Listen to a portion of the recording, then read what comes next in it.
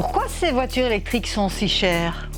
Le coût d'énergie, maintenant, avec les prix actuels de carburant, qu'on paye beaucoup moins à l'heure actuelle pour l'électricité par rapport à l'essence et certainement par rapport au diesel. Aujourd'hui, ceux qui aimeraient bien une voiture électrique d'occasion peuvent faire de bonnes affaires. Et à quel point sont-elles vraiment écologiques? La production d'une voiture électrique, elle émet beaucoup plus de CO2. Une fois que tu commences à rouler avec le véhicule thermique, il continue à émettre du CO2, mais le véhicule électrique, il n'émet plus rien. Je suis Anne de Batzelir et je vous emmène avec plaisir in the driver's seat, un podcast pour les professionnels de l'auto. On apporte des réponses aux questions qu'ils entendent souvent de la part de leurs clients.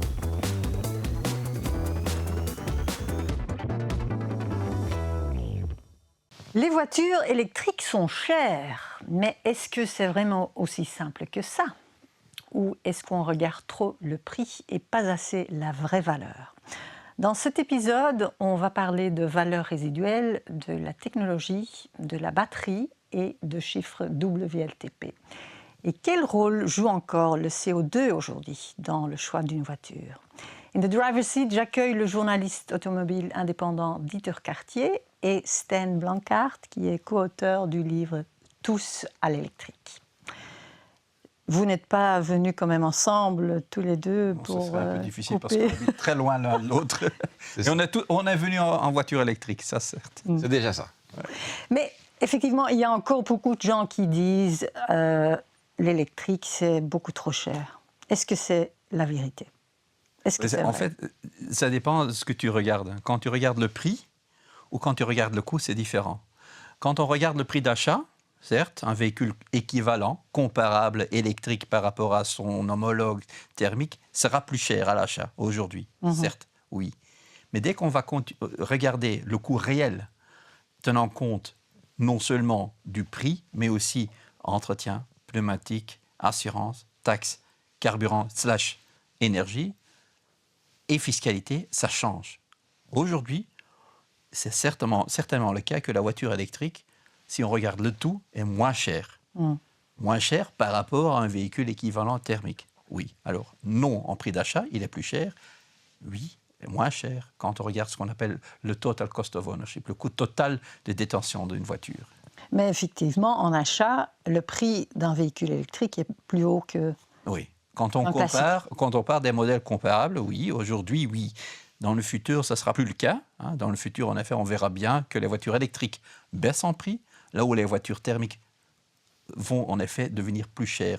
Ça a à faire aussi avec, par exemple, la norme Euro 7 qui va venir, qui va obliger encore plus d'investissement dans les moteurs thermiques. Et en plus aussi, naturellement, tout ce qui est les taxes, etc., va faire de sorte que, aussi à l'achat, une voiture thermique sera, dans le futur, plus chère que son homologue électrique. On voit par ailleurs déjà que les nouvelles voitures électriques qui sortent sont moins chères que leurs modèles précédents. Justement parce qu'on a de plus en plus de production, ces technologies évoluent et ces prix sont en baisse. Tu as déjà référé au total cost of ownership, le coût total en fait du véhicule. Il y a une différence avec le prix d'achat et ce total cost of ownership. Oui. Pourriez-vous préciser en quoi ça consiste? Je pense que Dieter peut bien l'expliquer, le total cost of ownership, ce que c'est. Oui, en fait, la partie dépréciation, la partie coût d'achat, ce n'est qu'une petite partie de l'ensemble qui s'appelle TCO. C'est comme Stan vient de l'expliquer. Il faut rajouter à ça la taxation, le coût d'énergie. Maintenant, avec les prix actuels de carburant, l'électricité... Pas trop intéressant. Voilà, exactement. Donc, on paye beaucoup moins à l'heure actuelle pour l'électricité par rapport à l'essence et certainement par rapport au diesel. Assurance. Et n'oublions pas non plus tout ce qui est réparation et entretien. Une voiture électrique a besoin de beaucoup moins d'entretien qu'une voiture thermique parce que il y a très peu de composants qui font l'ensemble d'un moteur électrique. Et en fait, si on regarde la fiabilité, la durabilité d'un moteur électrique, voilà, c'est incomparable par rapport à un moteur diesel qui a un turbo, système EGR, etc., etc. Tous les filtres à remplacer, exactement, l'huile à remplacer. Une voiture électrique ne nécessite pas d'entretien autre que les essuie-glaces et les freins. Il ne faut pas remplacer l'huile, les filtres, rien du tout. Et en plus, comme il y a beaucoup moins d'éléments qui bougent, il y a beaucoup moins d'usure. Alors, entretien moins cher, taxes moins chères, énergie, carburant, / ici, dans le cas ici, naturellement, on va faire le plein d'électricité. Quand on charge à la maison ou au boulot, c'est beaucoup moins cher. On ne parle pas ici de 2 € le litre, on parle ici de, disons, 35 ou 40 cents par kilowattheure, qui naturellement est largement inférieur à ce qu'on payerait pour les mêmes 100 km en voiture thermique. Et je suppose que la technologie qu'on a utilisée dans la batterie du véhicule a aussi un impact sur le prix. Oui, effectivement. Ouais. Donc, il y a maintenant une nouvelle technologie qui s'appelle LFP. C'est une nouvelle génération de batteries. LFP, ça veut dire lithium fer phosphate. C'est une sorte de batterie qui n'a pas besoin de nickel, de manganèse et de cobalt. Ce sont notamment les 3 éléments qui sont très, très, très chers dans les batteries actuelles. Sans ces éléments, une batterie devient beaucoup plus abordable, beaucoup plus durable. En fait, si on regarde le prix, il y a quand même une différence énorme entre NMC, donc le nickel, manganèse, cobalt, et LFP, ce qui fait que les voitures récentes sont beaucoup moins chères par rapport à la génération précédente. Donc on parle de milliers d'euros de différence. Et pour le même prix, tu as beaucoup plus de batteries maintenant qu'il y a quelques années. Ça veut dire aussi aujourd'hui l'autonomie est plus grande parce que tu as une batterie plus grande aussi, mais qui ne coûte pas plus que dans le passé. Si les batteries n'auraient pas grandi, elles auraient été beaucoup moins chères. Mais comme elles ont grandi, elles sont restées à peu près au même niveau de prix, mais avec une autonomie beaucoup plus importante. Il paraît qu'il y a un 3e type de batterie qui est en train... On est en train d'étudier ce type. De quoi s'agit-il exactement? On est tous à l'attente, vraiment à l'attente de ce qu'on appelle la batterie à l'état solide, de solid state battery. C'est quelque chose qui est promis depuis longtemps et on aimerait tous qu'elle soit déjà là, mais l'avantage de cette batterie, c'est qu'elle n'a aucun des désavantages des technologies actuelles. Cette batterie à l'état solide aura la possibilité d'être rechargée à grande vitesse, sans usure, sans risque d'incendie, nul risque d'incendie, avec en effet plus d'énergie sur la même superficie. Les batteries peuvent être plus compactes, plus légères, et en effet, une fois qu'elles seront là, vont aussi permettre d'aller beaucoup plus loin sur une charge. Le problème, c'est ce que je dis, une fois qu'elles seront disponibles. Donc, pour le moment, elle est encore en phase de test. Exactement. On est en train de développer ça, de tester ça, mais avant que ça puisse être mis en production, on parle quand même encore, je pense, de 5-6 ans. Et d'abord, naturellement, ce sera mis dans des voitures plus chères, plus grandes, comme à l'époque, l'ABS a été premièrement... C'était dans la classe S de Mercedes, pas la voiture de Monsieur Tout-le-Monde. Aujourd'hui, toutes les voitures ont de l'ABS. Avec ces batteries à l'état solide, ça sera la même chose. Je pense que d'ici 10-15 ans, on sera tous avec ces batteries, mais entre-temps, on n'a pas à attendre. Aujourd'hui, les batteries, comme Dieter l'a dit, LFP, NMC, ces batteries sont parfaitement capables à avoir en fait une autonomie tout à fait acceptable et beaucoup de cycles de recharge. En fait, elles tiennent déjà très bien. Mais dans le futur, ça ira encore mieux. Exactement. Il paraît que sur le marché de l'occasion, il y a certains modèles de voitures électriques qui revendent moins bien. Pourquoi? C'est clair que le marché de l'occasion est 90% un marché qui est lié aux particuliers. Donc 9 véhicules d'occasion sur 10 sont achetés par des particuliers. Eux, ils sont très sensibles à la marque et à la réputation d'une certaine marque. Et ça veut dire que ce sont notamment les marques allemandes, les marques premium, qui se vendent mieux que les marques non premium, les marques de volume.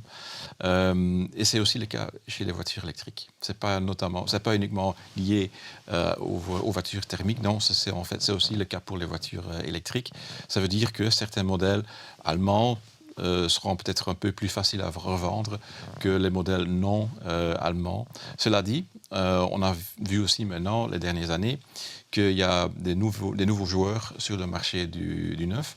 Comme par exemple Xpeng, NIO, BYD par exemple, qui sont des marques entre guillemets moins connues, moins aimées, je dirais, à l'heure actuelle. Mais ça ne veut pas dire que dans 2-3 années, au moment qu'ils seront disponibles en occasion, que ce modèle-là seront aussi assez populaires parce que notamment ils ont un certain avantage technologique, notamment grâce à la technologie LFP 800 volts, par exemple, qui est typique aux constructeurs chinois, qui fait en sorte que voilà, la voiture devient abordable et aussi nettement plus performant que la voiture ou la génération de voitures électriques précédentes. Mais sur ce marché d'occasion, aujourd'hui, on voit beaucoup de véhicules, naturellement, d'une certaine taille.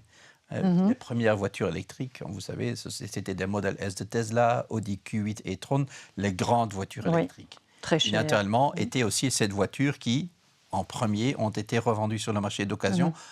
Avec, s'il y avait déjà de la demande, les gens ne cherchaient pas forcément ces grandes bagnoles. Parce qu'on parle ici, en effet, 9 sur 10 sont des particuliers. De plus en plus, on voit maintenant des voitures d'occasion électriques venir sur le marché, plus petites, plus abordables, plus compactes, telles que la Volkswagen ID3, la Tesla Model 3, etc. Et ces véhicules ont déjà plus de succès auprès des particuliers.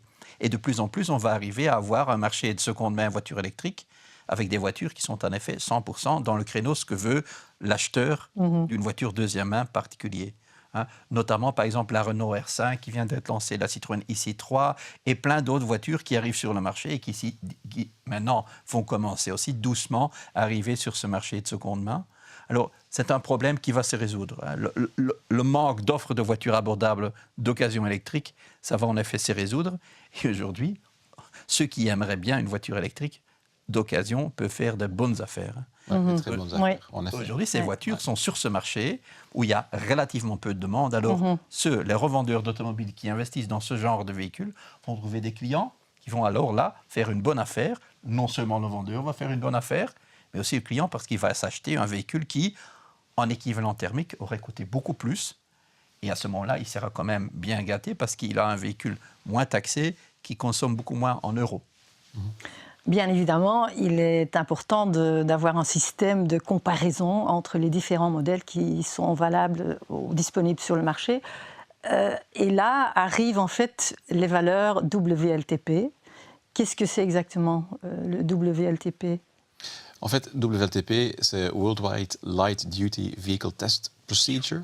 Quel nom ? Oui, exactement.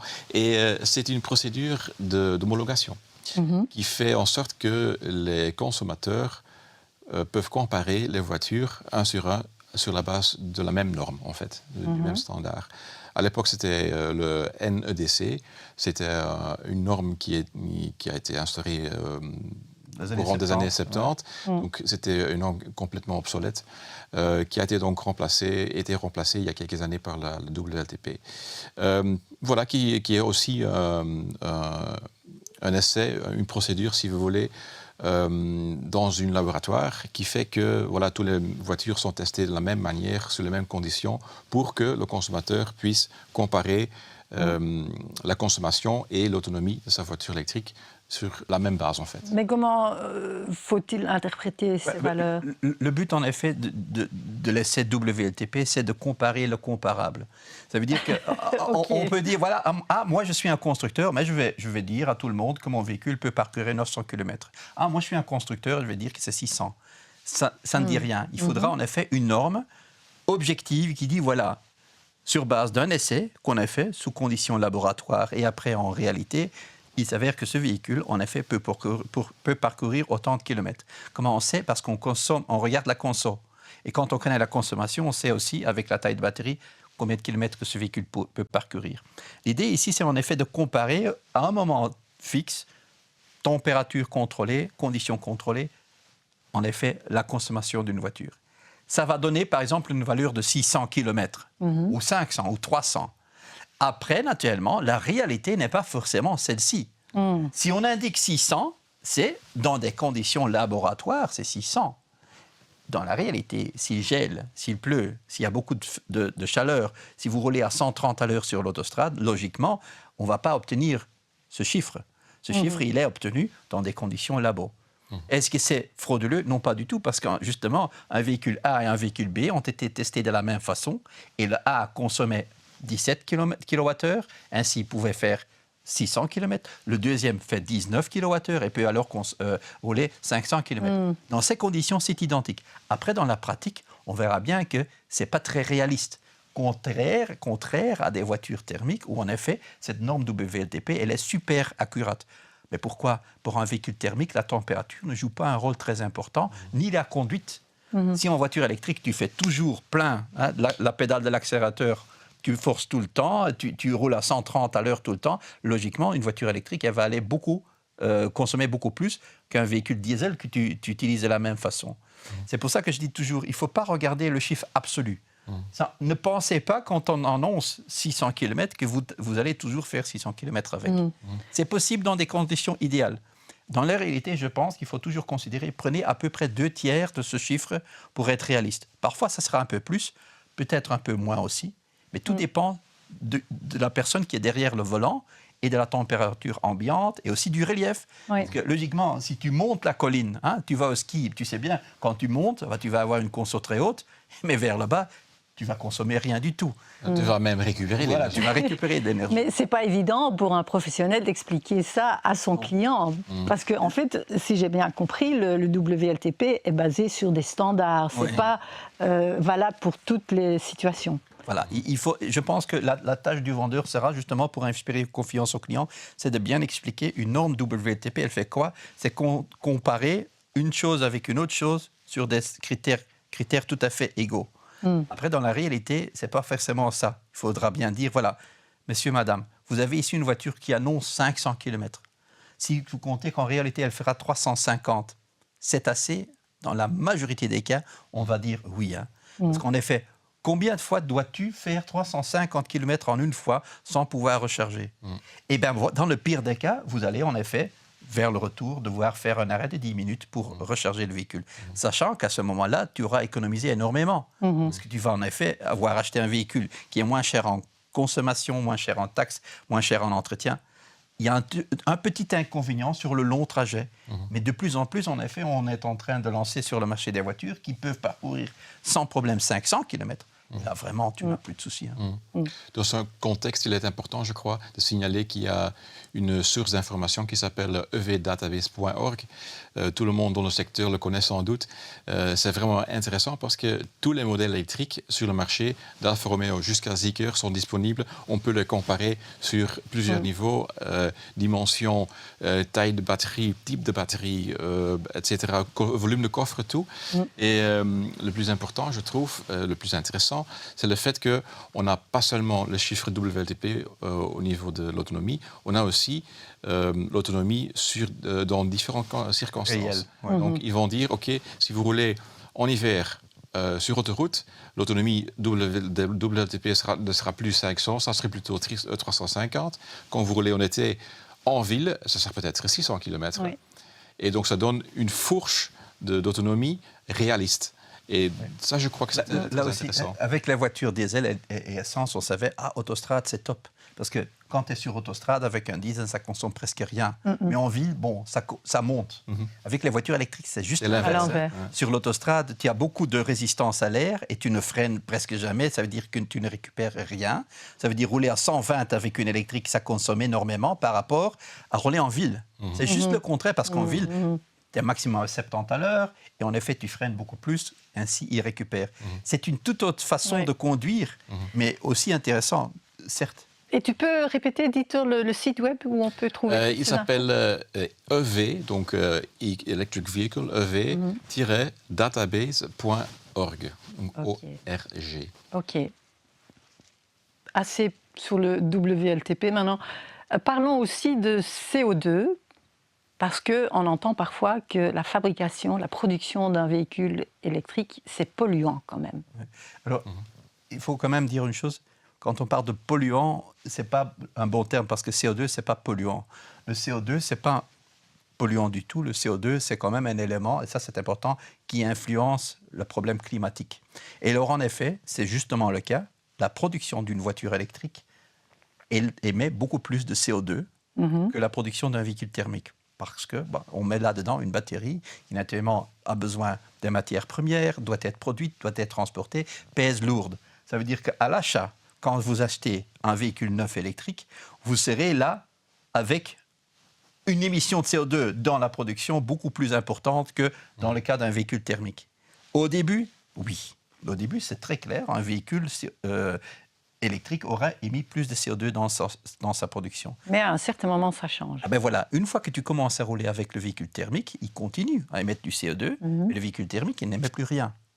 Et naturellement, après un certain moment, vous aurez compensé. Le degré d'émission supplémentaire au début, tu auras compensé. Quand? Ça dépend. Naturellement, quand tu roules avec un véhicule construit en Chine avec une batterie chinoise, et en fait, à ce moment-là, qui a beaucoup plus d'émissions dans sa production, ça va durer plus longtemps que quand tu roules avec une voiture européenne avec un moteur, une batterie produite en Europe. Je ne peux pas dire exactement quand ça sera, mais j'ai lu une étude, par exemple, qui disait qu'après 39 000 km pour une voiture moyenne électrique, tu as compensé la surémission de CO2 du début.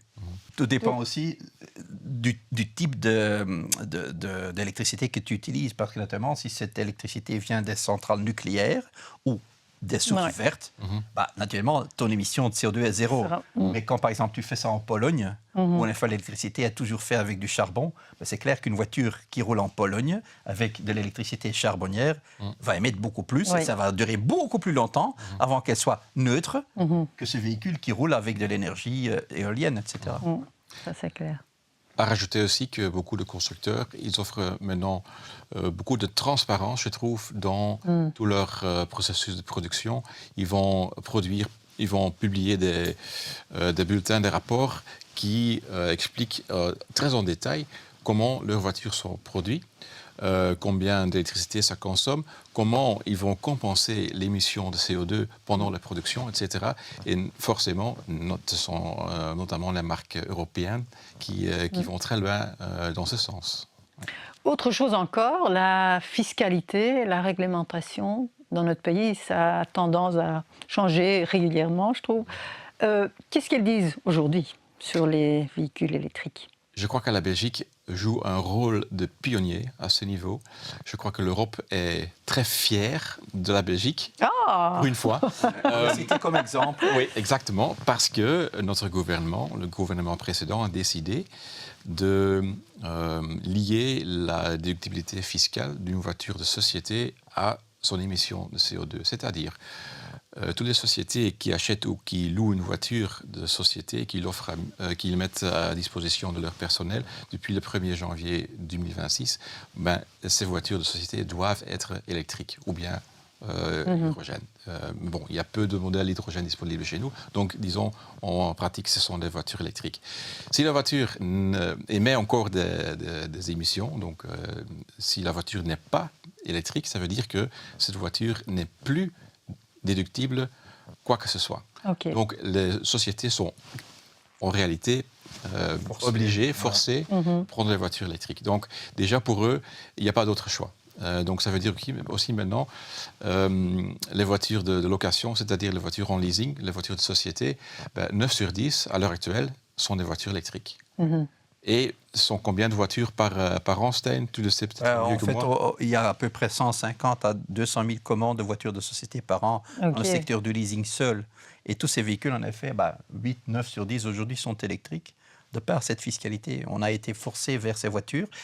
Il n'est pas interdit. Un employeur peut toujours donner un diesel à son employé, mais il ne va pas le faire parce qu'il va payer énormément d'impôts là-dessus, aussi bien le particulier ou le consommateur, les personnes, l'employé qui roule avec, il va payer énormément d'avantages en nature quand il est encore en essence ou en diesel. Ça veut dire que non seulement les employeurs demandent maintenant d'être sur l'électrique, mais aussi les employés, parce qu'eux, ils voient « Ah, mais ça me coûte moins ». Parce que là, quand même important, tous ceux qui essayent de vendre une voiture électrique à un type qui veut une voiture de société, pensez bien, aujourd'hui, sur votre véhicule diesel, vous aimez bien, sans doute.